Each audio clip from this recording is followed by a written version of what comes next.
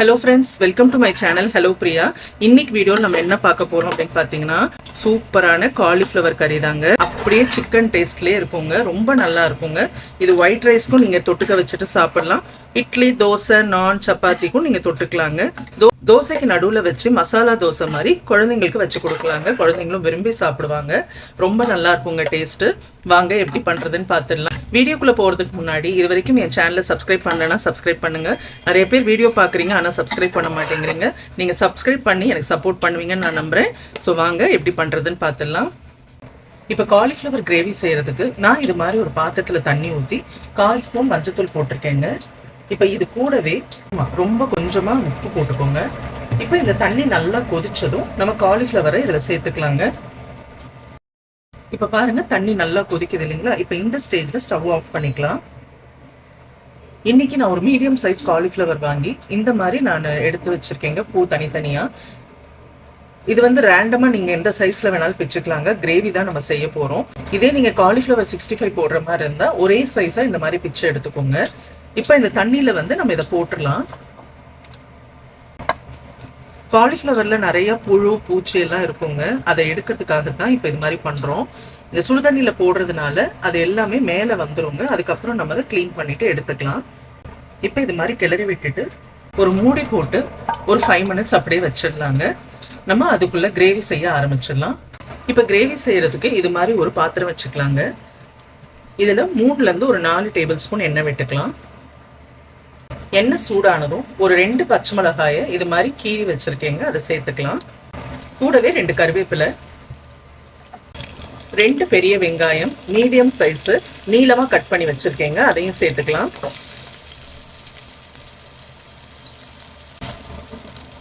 இப்போ இதை நல்லா வதக்கி விட்டுறலாங்க. இப்போ வெங்காயம் ஓரளவு கண்ணாடி பதத்துக்கு வதங்கிடுச்சுங்க. இப்போ நான் இதில் ஒரு 1/2 ஸ்பூன் இஞ்சி பூண்டு பேஸ்ட் சேர்த்துக்கிறேங்க. இஞ்சி பூண்டு ஸ்மெல் நல்லா போகிற வரைக்கும் வதக்கிக்கோங்க. இப்போ நம்ம தேவையான மசாலா ஐட்டங்கள் எல்லாமே ஆட் பண்ணிடலாங்க. ஒரு 1/4 ஸ்பூன் மஞ்சள் தூள், காஷ்மீரி சில்லி பவுடர் 1 ஸ்பூன். இது வந்து கலர் நல்லா கொடுக்குங்க, காரம் அவ்வளவா இருக்காது.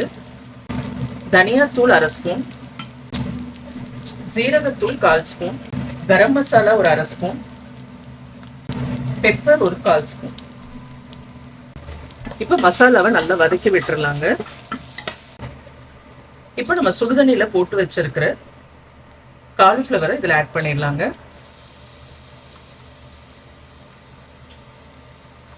தண்ணியை நல்லா வடிச்சிட்டு சேர்த்துக்கோங்க. காலிஃப்ளவரை சேர்த்துட்டு அந்த மசாலாவோட நல்லா பிரட்டி விட்டுறலாங்க. இப்போ நம்ம தேவையான உப்பு ஆட் பண்ணிடலாம்.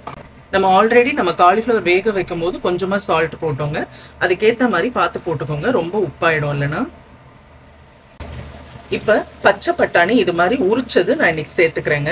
உங்ககிட்ட உரிச்ச பட்டாணி இல்லை அப்படின்னா நீங்கள் காஞ்ச பட்டாணியை ஒரு நாள் முன்னாடியே ஊற வச்சுட்டு ஒரு 1/2 வேக்காடு வேக வச்சுட்டு இதில் சேர்த்துக்கலாங்க. பட்டாணியை சேர்த்துட்டு ஒரு 1 டம்ளர் தண்ணி விட்டுக்கலாங்க. தண்ணியை ஊற்றிட்டு நல்லா கிளறி விட்டுறலாங்க. இப்போ இதை மூடி போட்டு ஒரு 10 மினிட்ஸ் நல்லா குக் பண்ணிக்கலாங்க. இப்போ ஒரு 10 நிமிஷம் ஆயிடுச்சுங்க, நம்ம ஓப்பன் பண்ணிக்கலாம். இப்போ பாருங்க சூப்பரான காலிஃப்ளவர் கறி ரெடி ஆயிடுச்சுங்க. இப்போ இந்த ஸ்டேஜ்லேயே நீங்கள் ஆஃப் பண்ணிட்டீங்கன்னா சப்பாத்தி, நான், இட்லி, தோசை, இடியாப்பம் எல்லாத்துக்குமே இது யூஸ் பண்ணிக்கலாங்க. தோசைக்கு நடுவில் வச்சு இது காலிஃப்ளவர் மசாலா தோசை மாதிரியும் சாப்பிட்லாங்க, ரொம்ப நல்லா இருக்கும். இன்னொரு 2 மினிட்ஸ் குக் பண்ணோன்னா இன்னும் கொஞ்சம் திக்காயிடுங்க, அதுவும் நல்லா தான் இருக்கும். ஸோ அவ்வளோதாங்க சூப்பரான காலிஃப்ளவர் கறி ரெடிங்க.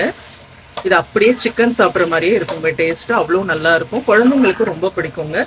காலிஃப்ளவர் சீசன் இருக்கும் போதே இது மாதிரி செஞ்சு பார்த்துருங்க. இப்போ ஃபைனலாக கொஞ்சமாக இந்த மாதிரி கொத்தமல்லியை கிள்ளி மேலே போட்டுருங்க, ரொம்ப நல்லா இருக்குங்க வாசமாக.